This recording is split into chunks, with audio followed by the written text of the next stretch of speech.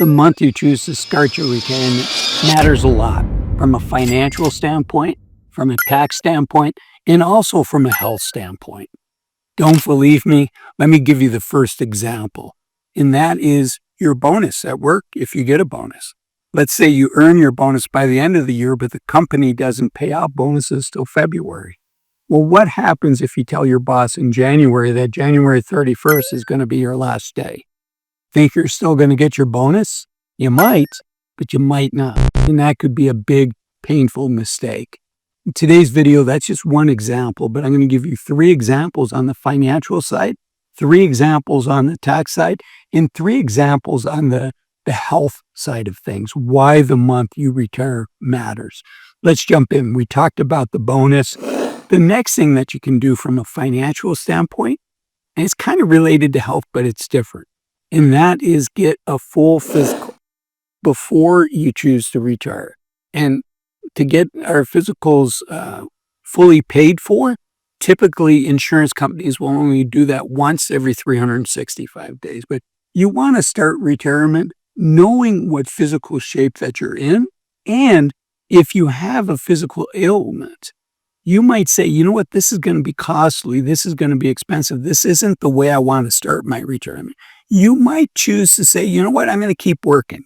I'm going to have this surgery. I'm going to have this procedure. I'm going to get this corrected while I'm still on the company's insurance plan, while I still get some paid sick days, so you're not also at the same time dealing with all of the separation issues that can happen with retirement. And then the other thing from a financial standpoint is just your vacation. Some companies you accrue it for each day that you work, so it's not going to matter, but many companies are, you get X days every year. So if you're thinking about retiring in December versus January, that's another incentive. You might be able to squeeze in another vacation before you choose to retire and do that while you're still getting paid. So that's the financial side of things. Now let's move over to this tax side of things. And it's important to, really look at your 401ks and your IRAs and say, can I max out these contributions? And can you do it in such a way that's as tax efficient as possible? With a 401k, with an IRA, you have a Roth version of it, and then you also have a regular version of it. Now with the Roth, you do not get the tax incentive on the way in. So you put those dollars in after-tax dollars. But with a regular 401k, you put those dollars in before tax dollars. So it can make a difference there. And versus retiring in December versus retiring in February, January, March, April, that gives you time to earn additional money to pile in additional capital into your 401k. And many plans will let you put in a significant portion of your pay so that can make a difference. Also, looking at in the U.S., looking at the tax brackets, in the U.S., there are 7 tax brackets. Starts at 10%, then it goes to 12%, then it goes to 22%, 24%, 32%, and I believe it tops out at 35%. Don't hold me on that last one. But the important thing here is the ability to fill in those lower tax brackets, that 10% tax bracket and that 12% tax bracket. So by retiring before you work a full year, if you retire at the end of December, you've worked a full year, so you don't have additional capacity to do other things like maybe a Roth conversion that is going to trigger additional taxable income for you. So you want to most people are happy to be able to pay federal tax at the 10% or the 12% level. And so you want to look at that and be strategic, and an accountant can really be helpful. I should mention that nothing I'm sharing in today's video is financial advice. I just want to put it on your radar screen so that you're thinking about this. Okay, so now we've talked about the taxes, we've talked about the financial.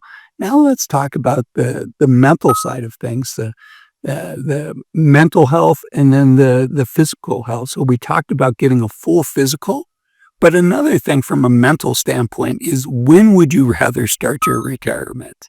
Would you rather start your retirement in October, November, December, when the days are starting to get short, the weather's starting to get bad. Many of us spend a lot more time indoors during that period of time.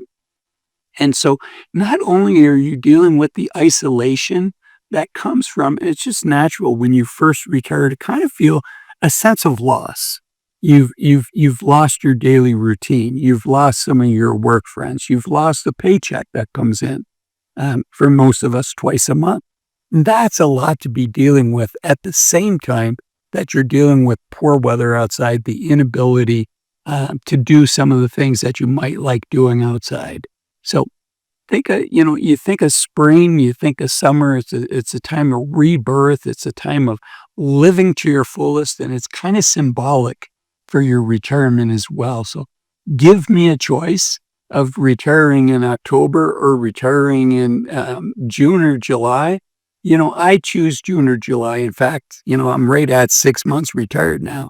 And that's what I did. I chose to start my retirement at the beginning of the summer.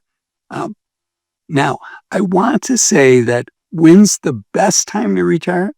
The time that it's best to retire is when you're ready to retire.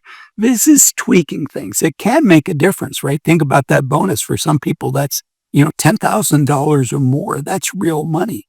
So some of these things in the video will make a real difference. But the first place to start, we don't start here optimizing.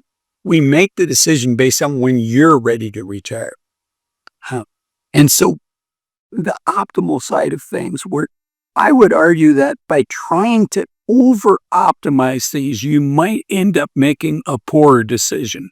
Now, in this case, once you've made the decision to retire, I think it's super important that there's some things we need to do to line up our ducks ahead of time.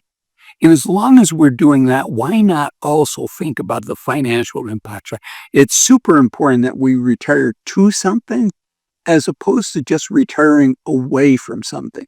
And that's one of the mistakes that I see, right? After 20, 30, 40 years of working, it's just natural to say, I'm just tired.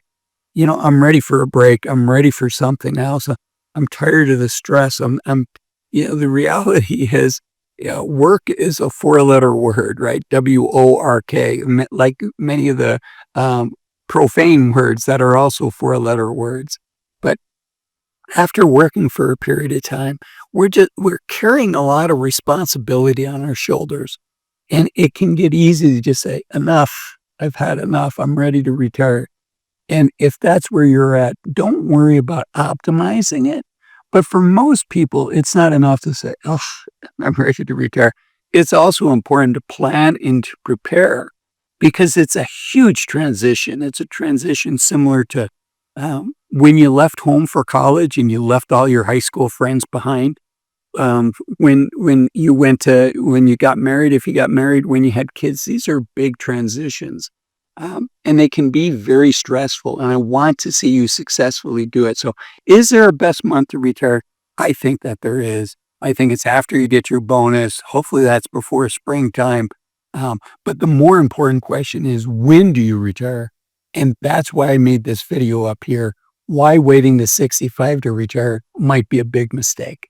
Thanks for watching this video. I'll see you in the next one. Bye-bye.